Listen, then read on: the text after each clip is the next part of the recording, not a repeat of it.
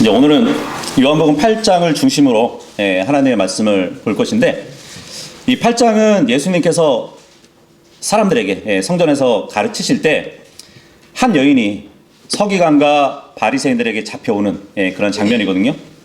근데 이 여인은 간음을 하다가 현장에서 잡힌 여인이었어요. 근데 이 간음하다가 잡힌 여인을 다루시는 우리 예수 그리스도의 놀라운 은혜를 보여주고 있는 장이거든요.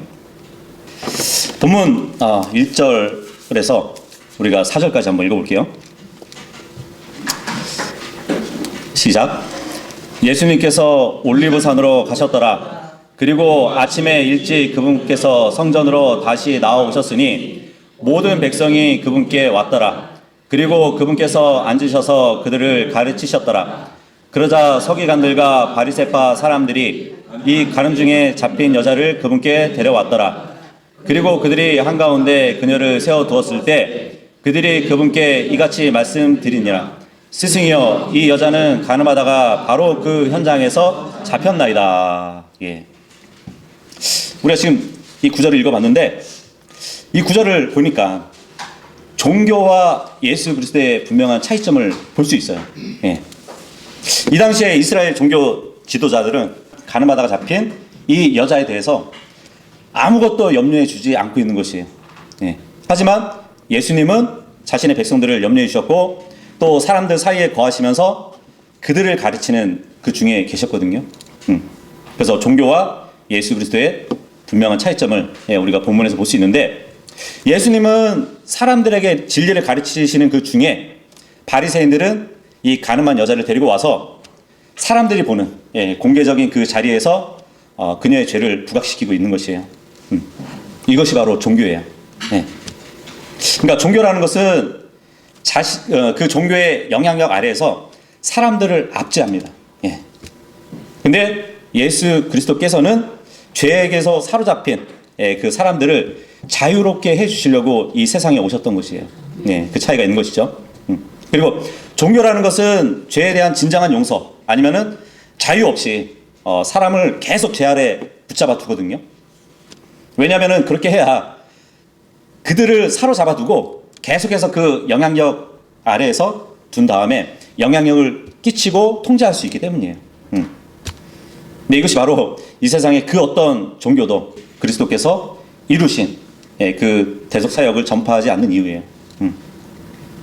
이 세상에 있는 그 어떤 종교도 죽어서 하늘나라에 갈 수 있는 구원의 확신을 주지 못해요. 왜냐하면 진정한 용서와 또 죽으면 하늘나라로 갈 수 있다는 그 구원의 확신은 예수 그리스도를 통해서만 받을 수 있기 때문이에요. 그래서 우리는 예수 그리스도로 충분하고, 다른 어떤 종교는 전혀 필요하지 않는 것이에요. 그렇지 않나요? 그래서 예수 그리스도와 종교 사이에는 이렇게 엄청난 차이가 있다는 것입니다. 5절 읽어볼게요. 5절 시작. 이때 모세는 율법 안에서 그러한 자는 돌에 맞아 죽어야 한다고 우리에게 명령하였나이다. 그러나 당신께서는 무엇이라 말씀하시나이까. 이 본문을 보니까 그러한 자, 그러한 자라는 이 단어에 주목해 보세요. 이게 바로 이제 오늘 본문의 핵심 단어라고 보시면 됩니다. 6절 읽어볼게요. 시작. 그들이 그분을 고소하려고 그분을 시험하며 그들이 이렇게 말하였더라. 그러나 예수님께서는 마치 그분께서 그들의 말을 듣지 못하신 것 같이 몸을 굽히셔서 그분의 손가락으로 땅 바닥 위에 다 적으셨더라. 저 본문을 보니까 예수님은 율법사들의 말을 무시하는 것 같아요. 그죠? 지금 종교 지도자들이 여인을 데려온 목적은 그녀의 어떤 영적 상태를 염려하기 때문에 데려온 것이 아니거든요. 지금 범죄한 여인을 징벌 해가지고 하나님의 율법의 의로움을 실현하기 위해서도 아니에요. 근데 왜 데려왔을까요? 이 율법사들은 이 여인을 데려온 유일한 이유가 예수 그리스도를 공경에 빠뜨리려고 하는 목적으로 지금 데려온 것이거든요. 그래서 공경에 빠뜨려서 예수님을 고소하기 위해서 이 여인을 데려온 것이에요. 그게 유일한 동기였던 것이에요.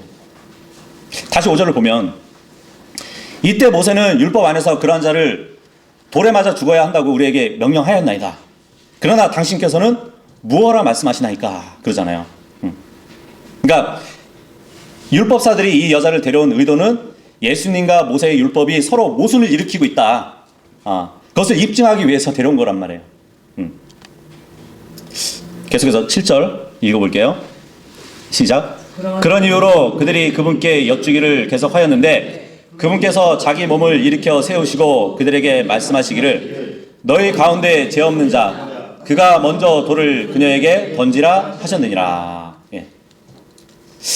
이 말씀 보면 이 말씀은 정말 때로 이 세상 사람들도 인용하는 구절이에요. 예. 가끔 이렇게 불신자들한테 우리가 복음을 전하면 예. 이제 뭐 그런 말도 하잖아요.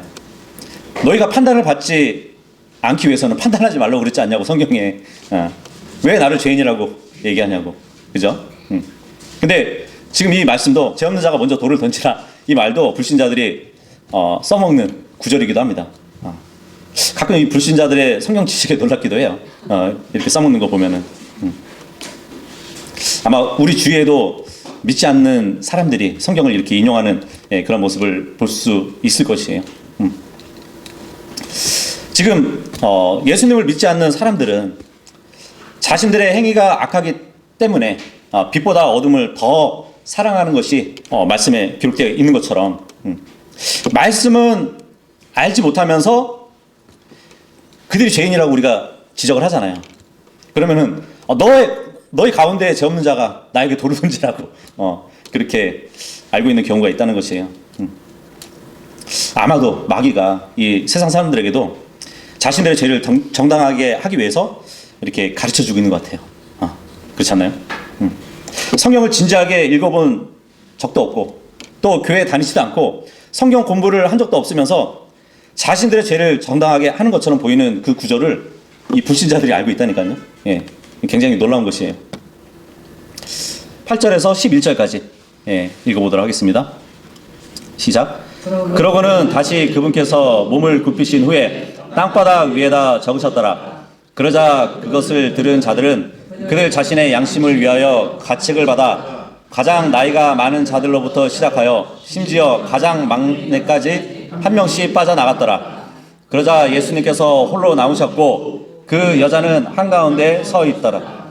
예수님께서 자기 몸을 일으켜 세우시고 그 여자 외에는 아무도 없는 것을 보시자 친히 그녀에게 말씀하시기를 여자여 너를 고소하던 그 자들이 어디 있느냐 아무도 너를 정죄하지 아니하였더라 하셨느니라.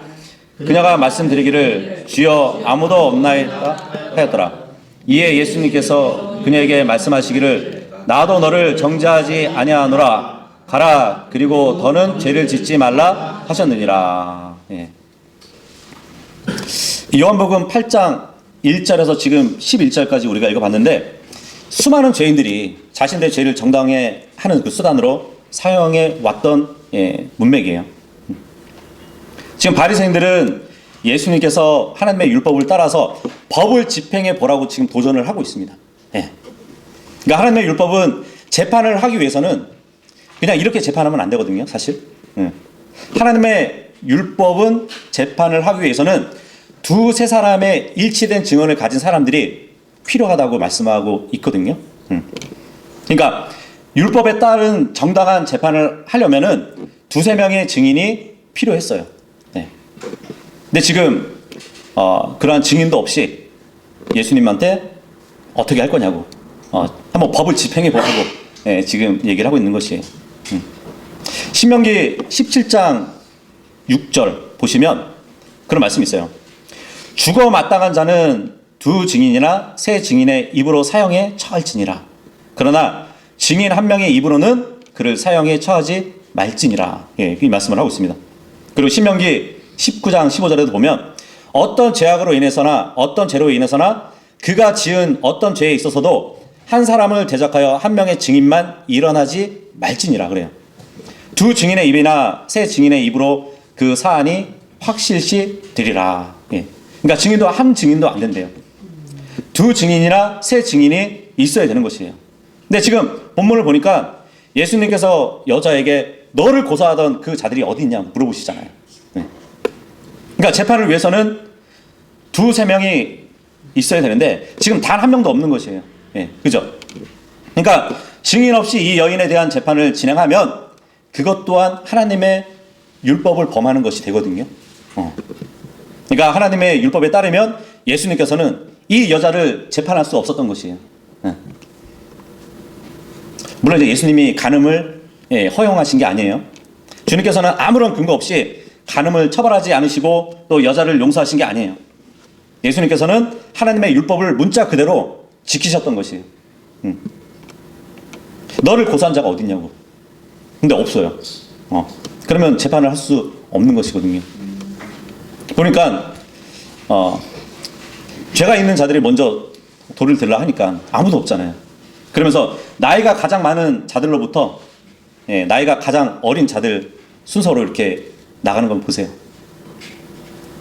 연수가 많을수록 죄를 더 많이 짓겠죠. 그러다 보니까 나이가 제일 많은 자들부터 물러나는 것이에요. 어쨌든 요한복음 8장에서는 예수님은 단 한 번도 간음을 해도 괜찮다고 말씀하신 적이 없어요. 예수님은 간음이 분명한 죄라고 말씀하셨습니다. 근데 요한복음 8장에서 예수님께서는 간음이 하나님께 벌을 받지 않고 아무런 조건 없이 용서를 받을 수 있는 죄라고 하신 적이 없어요. 그래서 요한복음 8장을 가지고 간음을 정당화시키면 안 되는 것이에요. 근데 이러한 죄를 짓고 정당화하기 위해서 이 8장을 인용하는 사람들이 있다는 것이에요. 예수님은 단 한 번도 이 여자에게 간음을 해도 괜찮다고 말씀하신 적이 없습니다. 예수님께서는 분명히 간음은 죄고 그녀가 죄를 지었다고 말씀하고 있어요. 다만 예수님은 그녀를 정죄하지 않았을 뿐이에요. 다시 11절 보시면 그녀가 말씀드리기를 주여 아무도 없나이다 하였더라. 이에 예수님께서 그녀에게 말씀하시기를 나도 너를 정죄하지 아니하노라. 가라. 더는 죄를 짓지 말라 하셨느니라. 예. 이렇게 예수님께서는 간음이 죄가 아니라고 인정하신 게 아니에요. 예수님은 지금 간음을 할 때 현장에 있던 증인이 없었고 또 그 여자를 정죄하던 사람들은 모두 양심의 가책을 받고 떠나버렸어요. 따라서 예수님께서는 하나님의 율법에 따라서 이 사건 자체를 기각하신 것이에요. 맞죠, 형사님? 예. 예. 불충분. 네. 그러니까 예수님께서 이 사건을 기각하셨다고 해서 간음을 인정하신 것이 아니란 말이죠. 네. 주님께서는 분명히 여인에게 가서 더는 죄를 짓지 말라고 그러잖아요. 재판을 열 수 있는 그러한 요소가 부족했기 때문에 기각하신 것이지 간음 자체가 죄가 아니라는 것을 말하는 것이 아닙니다. 간음은 분명히 죄고 잘못이에요. 하나님의 법에 의하면 간음은 사형에 처해지는 죄예요. 그런데 이 여인은 하나님의 심판을 면하고 살아서 집으로 돌아갈 수 있었던 것이. 근데 어떻게 그럴 수 있는지 우리가 더 살펴보도록 하겠습니다. 근데 이 사건을 우리가 자세히 살펴보기 위해서는 먼저 4절로 돌아가야 돼요. 4절 5절 보시면 그들이 그분께 이같이 말씀드리느니라. 스승이여 이 여자는 간음하다가 바로 그 현장에서 잡혔나이다. 이때 모세는 율법 안에서 그러한 자는 돌에 맞아 죽어야 한다고 우리에게 명령하였나이다. 그러나 당신께서는 무엇이라 말씀하시나이까. 예. 먼저 모세가 하나님의 율법을 통해서 무엇을 명령했는지 우리가 봐야 될 것이에요. 신명기 22장을 한번 우리가 열어보도록 하겠습니다. 신명기 22장 22절을 보시면 여기서 이제 요한복음 8장의 사건, 간음하다가 잡힌 남자와 여자의 처벌에 관한 법률이 제시되어 있어요. 율법은 이러한 사건에 대해서 무엇이라고 규정하고 있는지 읽어보도록 하겠습니다. 시작. 만일 어떤 남자가 한 남편이 있는 유부녀와 동침한 것이 발견된다면 그때 그들 양쪽 모두가 죽어야 하리니 곧 여자와 동침한 남자와 그 여자 둘 다라. 그렇게 하여 너는 이스라엘에서 악을 치워버릴지니라. 근데 여기서 우리가 이제 한 가지 사실을 이제 분명하게 하고 지나가야 되는데 이 세상 법률이나 어떤 정부나 문화나 어떤 연예인이 얘기했을지라도 그런 것과 상관없이 하나님의 말씀에 의하면 간음은 사형에 해당된다는 것이에요. 이것이 간음에 대한 하나님의 생각입니다. 예. 그죠? 둘이가 같이 함께 죽어야 되거든요. 예. 그죠? 다시 요한복음 8장 사건으로 돌아오면 한 여자가 있었어요. 예. 바리새인들은 그녀가 간음을 하다가 현장에서 잡혔다고 말하고 있어요. 그러면서 모세가 이러한 자를 돌로 치라고 했다고 합니다. 예. 하지만 모세의 율법에는 남자와 여자를 둘 다 죽이라고 하고 있는 것이에요. 근데 잠시 한번 생각해 보세요. 누가 율법을 범했나요? 예수님은 율법을 범하지 않았어요. 네. 물론 간음하다가 잡힌 여자는 율법을 범했죠. 그런데 그 여자뿐만 아니라 그녀와 더불어서 간음한 남자도 율법을 범했잖아요. 그죠? 여기까지는 명백하죠. 하지만 율법을 범한 사람은 두 사람뿐만 아니에요. 바리새인들은 어땠을까요? 네. 만일 간음하던 여자를 현장에서 잡았다면 남자도 함께 데려왔어야 돼요. 네. 남자 없이 여자 혼자 간음을 할 수 없기 때문에. 네. 근데 남자는 어디 있죠? 지금? 없어요. 남자가 왜 그 자리에 없었을까요? 돌로 맞아 주는 거야. 네. 이미. 그렇다면 이 요한복음 8장의 사건이 우리가 금방 읽어본 신명기 22장에 기록된 그 법률에 해당하는 사건이 아닐 수가 있기 때문이에요. 그렇다면 요한복음 8장에 해당하는 이 법률이 무엇인지 우리가 한번 다시 찾아보도록 하겠습니다. 민수기 5장을 한번 보도록 할게요. 이 민수기 5장은 성경에 나온 본문 중에 좀 이상한 부분이긴 해요. 하지만 이 본문을 잘 읽어보잖아요. 그럼 요한복음 8장에 담긴 진리를 우리가 발견해 볼 수 있습니다. 민수기 5장 11절에서 21절까지인데 좀 본문이 기니까 제가 읽어볼게요. 눈으로 한번 따라 읽어보세요. 5장 11절부터요. 그리고 주께서 모세에게 이같이 일러 말씀하셨느니라. 이스라엘 자녀들에게 일러 그들에게 이같이 말하라.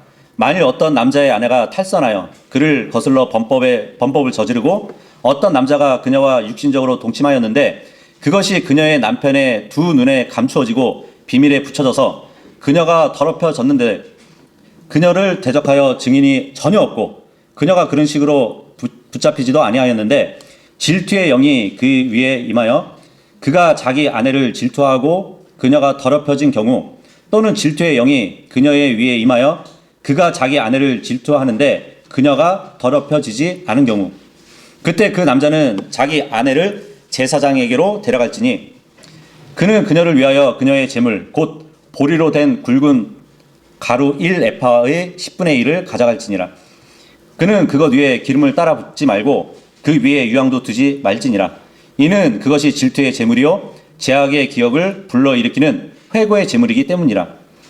그리하면 제사장은 그녀를 가까이 데려오고 그녀를 주 앞에 세울지니라. 그리고 제사장은 질그릇 안에 거룩한 물을 담을지니라. 그리고 제사장은 성막의 바닥에 있는 티끌을 취하여 그것을 물속에 넣을지니라. 그리고 제사장은 그 여자를 주 앞에 세우고 여자의 머리를 드러나게 한 뒤 회고의 재물 곧 질투의 재물을 그녀의 두 손에 둘지니라. 그리고 제사장은 저주를 일으키는 쓴물을 자기 손에 들지니라. 그리고 제사장은 그녀에게 맹세로 명하고 그 여자에게 이같이 말할지니라. 만일 어떤 남자도 너와 동침한 적이 없다면 또 네가 너의 남편 대신에 다른 자와 더불어 탈선하여 불결해지지 않았다면 너는 이 저주를 일으키는 쓴물에서 자유로우리라. 그러나 만일 네가 너의 남편 대신에 다른 자에게로 탈선하였다면 또 네가 더럽혀져서 너의 남편 외에 어떤 남자와 너와 동침하였다면 그때 제사장은 그녀에게 저주의 맹세로 명할지니 제사장은 여자에게 이같이 말할지니라. 주께서 너의 널쩍다리를 썩게 하시고 너의 배를 부어오르게 하실 때 주께서 너를 너의 백성 가운데 저주와 맹세로 삼으시기를 바라노라. 그리하면 저주를 일으키는 이 물이 너의 창자 속으로 들어가서 너의 배를 부어오르게 하고 너의 넓적다리를 썩게 하리라. 그리하면 그 여자는 말하기를 아멘 아멘 할지니라. 네. 좀 내용이 이상하죠? 네. 그러니까 민수기 본문은 간음했다고 의심을 받지만 현장에 남자가 없는 경우, 거기에 해당하는 여자에 대해서 다루고 있는 것이에요. 이것이 바로 요한복음 8장의 사건에 해당하는 법률이라고 볼 수 있습니다. 예. 가늠한 여자는 있지만 가늠한 남자는 없어요. 증거도 없고 증인도 없어요.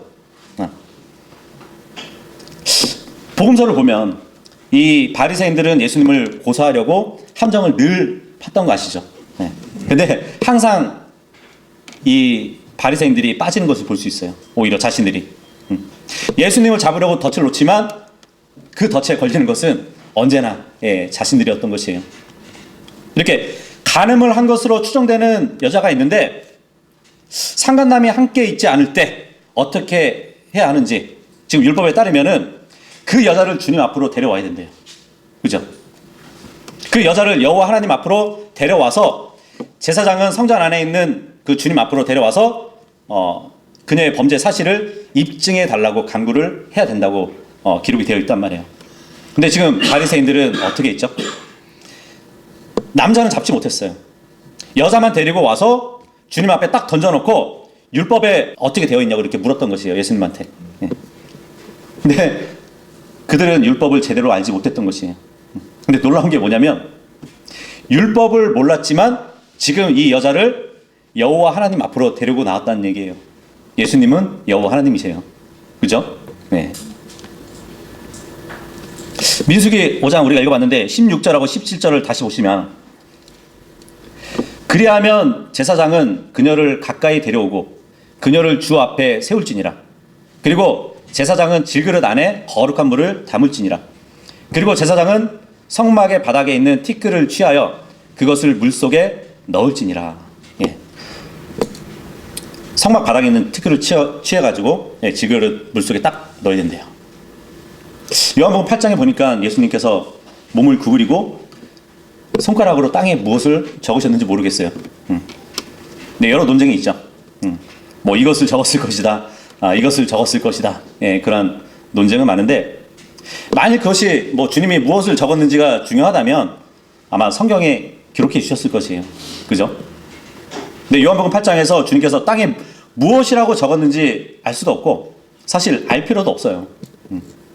만일 주님께서 우리가 알아야 할 무엇인가를 적으셨다면 그것을 기록하셨을 것이에요. 성경에. 예. 사건을 한번 다시 정리해 볼게요. 이 바리새인들은 여자를 데리고 와서 가늠한 여인에 대해서 율법이 무엇이라고 말씀하시는지 주님께 물었습니다. 예. 바리새인들은 율법 선생들이에요. 그죠? 근데 율법을 잘못 적용을 하고 있는 것이죠. 이 바리새인들은 직업적으로 율법을 연구하고 율법을 가르치는 자들이었단 말이죠. 근데 율법의 이런 사건에 대해서 무엇이라고 말씀하고 있냐면 바리새인들이 가늠하다가 잡힌 이 여인을 붙들고 예수님께 와서 율법에 무엇이라고 되어 있냐고 물었을 때 주님의 대답은 없었어요. 네. 다만 아무 말씀도 하지 않으시고 땅에 손가락으로 무엇인가를 적으신 것이에요. 근데 우리가 살펴본 것처럼 율법에서는 성막 바닥에 있는 티끌을 취해서 거룩한 물이 담긴 질그릇에 넣으라고 기록이 되어 있단 말이에요. 근데 주님은 무엇인가를 땅에 손가락으로 적으시고 그 티끌을 만지고 계셨던 것이에요. 예수님이 계셨던 곳은 성전이잖아요. 율법에는 성막 바닥에 있는 티끌을 취하라고 했거든요.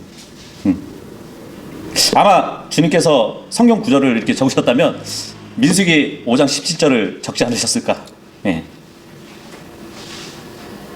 주님은 땅에 무엇인가를 적으시면서 지금 필요한 것은 성막 바닥에 있는 티끌이라고 지금 힌트를 주시고 계시는 것이에요. 그러니까 율법에 따르면 남자와 함께 붙잡혀 온 것이 아니라면 여자를 돌로 쳐서 죽여서는 안 되는 것이에요. 여자만 잡아온 것이라면 질그릇에 거룩한 물을 담아서 거기서 지금 주님께서 만지작거리고 있는 성막 티끌을 질그릇에 넣어야 되는 것이에요. 그래서 그 티끌이 섞인 물을 여자가 마시게 되면 그 이전의 사건이 그 물에서 떠오르게 돼서 그 여자를 심판한다는 얘기거든요. 예수님은 하나님이세요. 그죠? 율법을 만드신 분이셔요. 율법의 저자이시죠. 율법을 가지고 예수님을 고소하려고 했던 바리새인들은 대단히 어리석은 짓을 한 것이에요. 예수님은 율법을 처음부터 끝까지 완전히 깨고 계신 분이시잖아요. 근데 지금 바리새인들은 예수님의 힌트조차도 눈치채지 못하고 있는 것이에요. 네. 그래서 예수님께 재차 물으니까 주님께서 다시 일어나셨다가 다시 말씀하시고 몸을 다시 굽히셔가지고 다시 한번 땅에 적으시면서 그들에게 힌트를 주신 것이에요. 잘 들어보세요. 구약 성경에 나오는 여호와 하나님께서는 아내를 가지고 계셨어요. 그죠? 에스겔서 16장에 아니면은 호세아서 2장에 보면은, 그리고 이사야서 54장에 보면은 이스라엘 국가 자체가 여호와 하나님의 아내였습니다. 근데 마치 교회가 예수 그리스도의 신부인 것처럼 이스라엘 국가는 여호와 하나님의 아내예요. 성경에 보면 이제 인간의 몸을 질그릇이라고 이렇게 기록을 해주고 있거든요. 예수님은 인간의 몸인 질그릇을 입고 이 땅에 오셨어요. 네. 흙으로 만든 몸. 그리고 에베소서 5장 26절에 보면은 이는 그분께서 교회를 성결하게 구별하시고 말씀에 의한 물의 씻음으로 정결하게 하려 하시며, 이 말씀이 있어요. 그분은 말씀이시잖아요. 하나님의 말씀이신데 그 깨끗한 말씀의 물로 마치 그와 같지 않나요? 질그릇 안에 물이 들어가 있는 것처럼. 요한복음 1장에 보면 말씀이 육신이 돼서 우리 가운데 거하신다고 하잖아요. 베들레헴의 양 구유에서 이렇게 태어나신 그 몸, 질그릇 안으로 또 들어오신 분이란 말이에요. 그래서 우리가 민수기 5장을 봤지만 하나님께서 가늠한 것으로 의심받는 여인을 시험해 보라고 하셨어요. 만일 그 여자가 죄를 지은 채로 더러운 가운데서 질그릇 안에 담긴 그 티끌과 섞인 물을 마시면 그녀의 내부에 있던 더러움이 외부로 표출돼서 그녀의 죄가 드러날 것이라고 율법에 기록되어 있단 말이에요. 근데 요한복음 8장에 보니까 어떠한 일이 벌어졌는지 아세요? 살아계신 그 하나님이 말씀이시고 질그릇 안에 들어오신 하나님께서 바리새인들을 지금 책망하고 있어요. 그랬더니 바리새인들이 그 자리를 떠나게 된 것이에요. 그러니까 가늠하다 잡힌 여자의 문제보다 영적 가늠을 범한 자신들의 영적 상태가 더 심각하다는 것을 알고 찔림을 받았기 때문이에요. 질그릇 안에 들어가서 땅에 티끌과 섞인 거룩한 물이신 그 예수님을 통해서 자신들의 내면에 있던 영적 더러움이 외면으로 이렇게 드러나게 된 것이에요. 정말 이런 것을 본다면 어떠한 일이 있어도 우리는 하나님을 시험하면 안 되는 것이에요. 하나님을 시험하다가는 오히려 우리가 시험을 당하게 될 것입니다. 그러니까 문제의 원인을 하나님께 있다고 하나님을 탓하다가는 오히려 문제가 하나님이 아니라 우리의 문제였다는 것을 나중에 드러나게 된단 말이죠. 그 여자를 시험해야 될 그 물인데 그 물이 오히려 바리새인들한테 간 것이에요. 질그릇 안에 오신 말씀이신 예수 그리스도가 여자에게 적용되지 않고 이 바리새인들도 이스라엘 백성이잖아요. 이스라엘 백성은 하나님의 아내란 말이에요. 근데 그들의 영적 간음이 드러나게 된 것이에요. 그러다 보니까 그 장소를 떠나게 된 것이죠. 이렇게 요한복음 8장에 이 여자에게 다시 되돌아간다면 여기에는 정말 엄청난 예표가 또 있어요. 요한복음 8장 7절에서 9절까지 보시잖아요. 그런 이유로 그들이 그분께 여쭈기를 계속하였는데 그분께서 자기 몸을 일으켜 세우시고 그들에게 말씀하시기를 너희 가운데 죄 없는 자 그가 먼저 돌을 그녀에게 던지라 하셨느니라. 그리고는 다시 그분께서 몸을 굽히신 후에 땅바닥 위에다 적으셨더라. 그러자 그것을 들은 자들은 그들 자신의 양심에 의하여 가책을 받아 가장 나이가 많은 자들로부터 시작하여 심지어 가장 막내인 자까지 한 명씩 빠져나갔더라. 그러자 예수님께서 홀로 남으셨고 그 여자는 한가운데 서 있더라. 참 불행하게도 지금도 진리인 사실이 있는데 우리가 하나님의 말씀을 전하면 사람들이 그것을 듣고 마음의 찔림을 받아서 자신들이 하나님 앞에서 바르지 않다는 것을 깨닫게 돼요. 근데 사람들은 깨달았으면은 하나님 앞에 바르지 않은 죄인이라는 것을 깨달았으면 예수 그리스도 앞으로 나와서 무릎을 꿇어야 되는데 오히려 그 자리를 피해버린다는 사실이에요. 본문의 말씀처럼. 지금 요한복음 8장에 나오는 바리새인들도 진리를 듣고 마음의 찔림을 받았으면서도 자리를 피해버린 것이에요. 그러니까 오늘날 수많은 사람이 복음을 듣고 마음의 찔림을 받고도 주님 앞으로 나와서 무릎을 꿇지 않고 그냥 자기 자리를 피해버리고 만다는 것이에요. 10절에 보니까 예수님께서 자기 몸을 일으켜 세우시고 그 여자 외에는 아무도 없는 것을 보시자 친히 그녀에게 말씀하시기를 여자여 너를 고사하던 그 자들이 어디 있느냐 아무도 너를 정죄하지 아니하였더냐라고 하셨느니라. 예. 어쩌면 우리도 이 여자와 같은, 그러니까 이 여자가 범한 죄와 동일한 그러한 죄를 범하지 않았을지는 모릅니다. 예. 하지만 성경은 모든 사람이 죄를 지어서 하나님의 영광에 이르지 못했다고 말씀하고 있어요. 물론 우리가 이 여자와 동일한 죄를 짓지 않았지만 분명한 것은 전능하신 하나님 앞에 죄인으로 드러나게 될 때 어떤 죄를 우리는 지은 적이 있다는 얘기예요. 네. 근데 우리가 죄를 지었을 때는 이 마귀가 하나님 앞에서 이렇게 고소를 할 것입니다. 하나님, 저 사람은 죄를 지었다고. 저 사람은 죽어야 마땅하다고. 저 사람은 지옥에 가야 된다고. 모르겠어요. 예수님이 죄 없는 마귀들이 돌을 치라고 그랬을지 모르겠습니다. 네. 어쨌든 마귀가 고소하는 그 내용은 모두 사실이죠. 우리가 구원받고 나서도 여전히 죄를 짓고 살잖아요. 근데 예수님께서 우리를 위해서 어떤 일을 해주셨는지 아세요?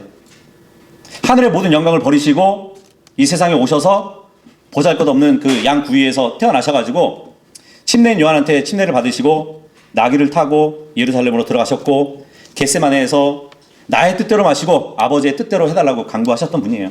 그러니까 주님께서 영광의 자리를 떠나셔가지고 십자가 위에서 자신의 생명을 내어놓으셨단 말이에요. 그러니까 주님은 십자가 위에서 온 세상의 죄를 담당하시고 지옥에 가셔서 모든 죄를 그곳에서 처리해 버리셨단 말이죠. 이렇게 예수님은 하늘에서 베들레헴으로 오셨고 베들레헴에서 겟세마네로 가셨고 빌라도의 법정에서 갈보리로 가셨어요. 그리고 갈보리 십자가에서 지옥으로 가셨습니다. 그러니까 주님께서 여러분과 저를 위해서 모든 일을 하셔가지고 우리의 모든 원수들이 우리를 향해서 고소하던 것을 잠잠하게 하신 것이에요. 마귀가 우리를 고소할 때마다 예수님은 아무 말 없이 못 박히셨던 그 구멍난 손을 마귀에게 보여주실 것이에요. 그러면 마귀는 더 이상 고소 못하고 잠잠해질 것입니다. 11절 다시 보시면 그녀가 말씀드리기를 주여 아무도 없나이다 하였더라. 이에 예수님께서 그녀에게 말씀하시기를 나도 너를 정죄하지 아니하노라. 가라. 그리고 더는 죄를 짓지 말라 하셨느니라. 지금 이 여자는 단순하게 아무도 저를 고소하지 않았습니다 이렇게 얘기하지 않았어요. 주여 아무도 하지 아니하였나이다 이 말을 하고 있습니다. 예수님을 주라고 지금 고백하고 있어요. 그죠? 그러니까 이 여자는 예수님에 대한 자신의 믿음을 고백하니까 예수님께서도 그녀의 죄를 용서해 주신 것이에요. 가라고. 그리고 더는 죄를 짓지 말라고. 이렇게 해서 오늘 본문에 나온 이 가늠하다 잡힌 여인은 예수 그리스도가 아니었다면 죽은 것이나 마찬가지였어요. 우리도 마찬가지죠. 우리도 예수 그리스도가 아니었다면 죽은 거나 마찬가지예요. 그래서 우리는 예수 그리스도를 위해서 이제는 살 수 있는 것이에요. 만약 이 여자가 우리가 아는 것처럼 성경을 알았다면 아마 이 여자는 더 이상 자신이 사는 것이 아니라 예수 그리스도로 인해서 살았을 것입니다. 그죠? 우리도 우리를 구원해 주신 그리스도를 생각할 때는 우리 자신을 위해 살지 않고 예수 그리스도를 위해서 살아가는 그런 삶을 살고 있잖아요. 그래서 오늘 이 여인과 같이 용서를 받은 우리가 주님을 위해서 남은 생애를 온전히 살아갈 수 있기를 바라겠습니다. 아멘. 예. 기도 마치겠습니다.